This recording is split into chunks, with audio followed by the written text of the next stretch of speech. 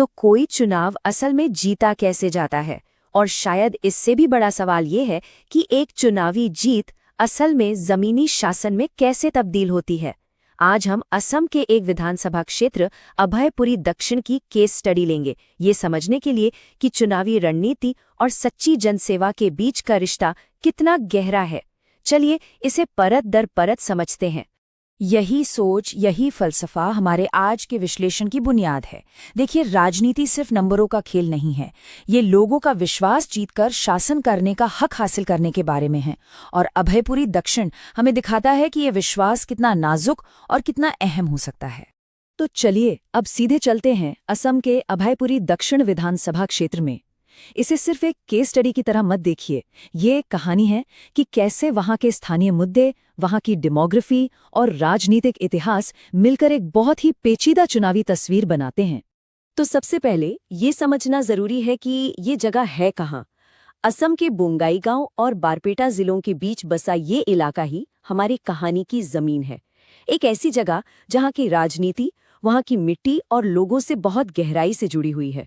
अब देखिए एक आंकड़ा जो इस जगह की पूरी कहानी कह देता है, 92%। यहाँ के 92% आबादी ग्रामीण है। इसका सीधा मतलब यह है कि यहाँ के राजनीति का केंद्र बड़े शहरों का शोर शराबा नहीं, बल्कि लोगों की रोजमर्रा की जरूरतें हैं। सड़क, बिजली, पानी, रोजगार। और इसी तस्वीर में एक और रंग भरता है ये आंकड़ा।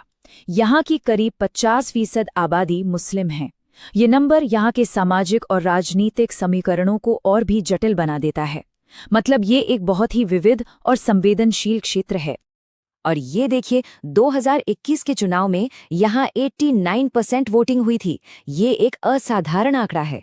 ये क्या दिखाता है? ये दिखाता है कि यहाँ का वोटर जागा हुआ है, अपने हक को लेकर सचेत है और बदलाव लाने के लिए पूरी तरह से तैयार है। तो ये जागरूक वोटर किन परेशानियों से जूझ रहे थे?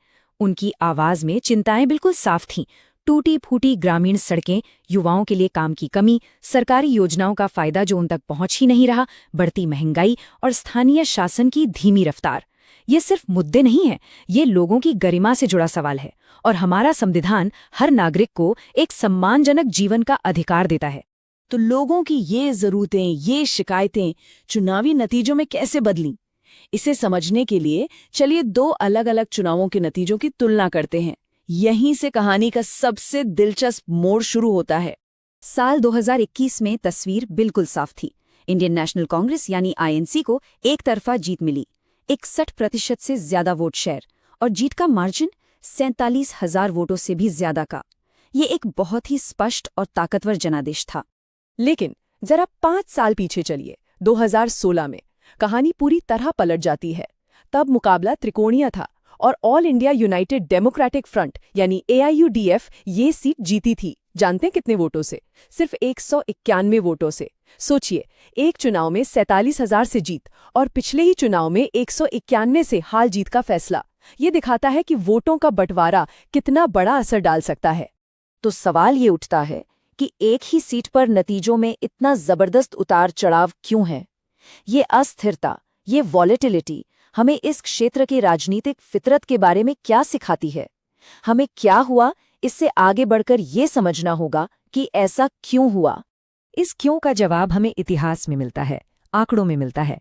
जब हम लंबे समय के चुनावी रुझानों को देखते हैं तो एक पैटर्न उभरकर सामने आता है।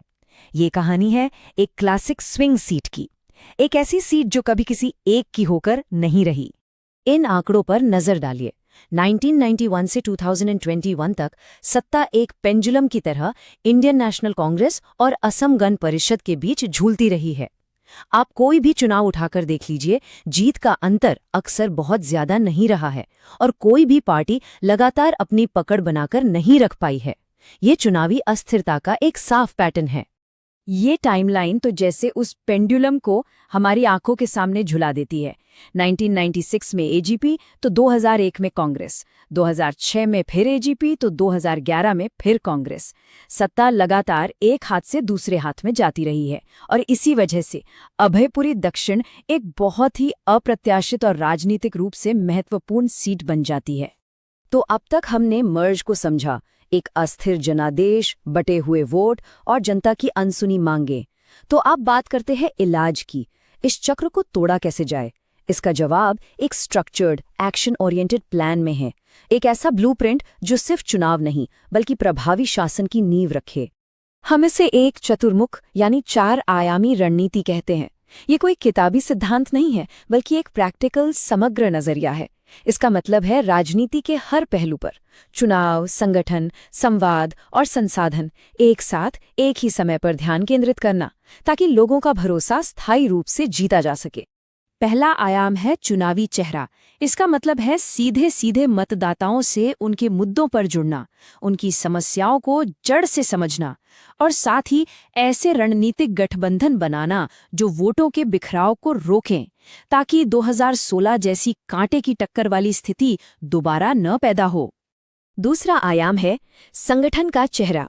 एक मजबूत राजनीतिक दल सिर्फ बड़े नेताओं से नहीं बनता, उसकी असली ताकत जमीन पर काम करने वाले कार्यकर्ता होते हैं।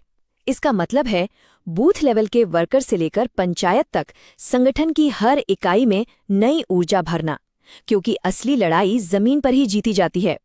तीसरा आयाम है कथा का चेहरा यानी सही संवाद। एक ऐसी कहानी गढ़ना जो सीधे लोगों के दिलों तक पहुंचे, एक ऐसी कहानी जो राष्ट्रीय बहसों से हटकर स्थानीय विकास, आपसी विश्वास और अपनी पहचान पर टिकी हो। यह सिर्फ भाषण देना नहीं बल्कि वोटरों के साथ एक भावनात्मक रिश्ता बनाना है। और चौथा आखिरी आयाम है संसाधन का चेहरा। देखिए, आज के दौर में एक आधुनिक अभियान सिर्फ जुनून से नहीं चलता, उसे चलाने के लिए सही फंड, सही तकनीक और सही लोगों की जरूरत होती है। ये आयाम पक्का करता है कि जो रणनीति बनी है वो सिर्फ कागजों में ना रहे बल्कि जमीन पर असरदार तरीके से लागू भी हो। और ये सारी रणनीति सिर्फ कागज पर नहीं रहती, इसे जमीन पर उतारा जाता है एक 90 दिन के एक्शन प्लान के जरिए। चुनाव से 90 दिन पहले जमीनी हकीकत का आकलन करने से लेकर अभियान के हर चरण से गुजरते हुए आखिरी हफ्ते के get out the vote drive तक, हर कदम पूरी तरह से योजनाबद्ध और लक्ष्य केंद्रित होता है। तो अब आखिर में चलिए वापस उस बड़ी तस्वीर पर आते हैं जहां से हमने बात शुरू की थी। नेतृत्व और जनसेवा के सिद्धांत, ये सारी रणनीति, ये सारे आंकड़े आखिर किस लिए हैं? और यहीं हम अपनी शुरुआती बात पर लौटते हैं। डेटा, रणनीति, संगठन, संवाद, इन सब का आखिरी मकसद सिर्फ एक चुनाव जीतना नहीं है। असली लक्ष्य है शासन। एक ऐसा शासन जो हर एक इंसान की जिंदगी में एक ठोस, सकारात्मक और साफ साफ दिखाई देने वाला बदलाव लाए। यही असली जीत है। If you want to become a people-centric leader and uplift your constituency, get in touch with blueprintstrategies.ai at mgr@blueprintstrategies.ai or call 080-4204-1602. Purpose beyond politics.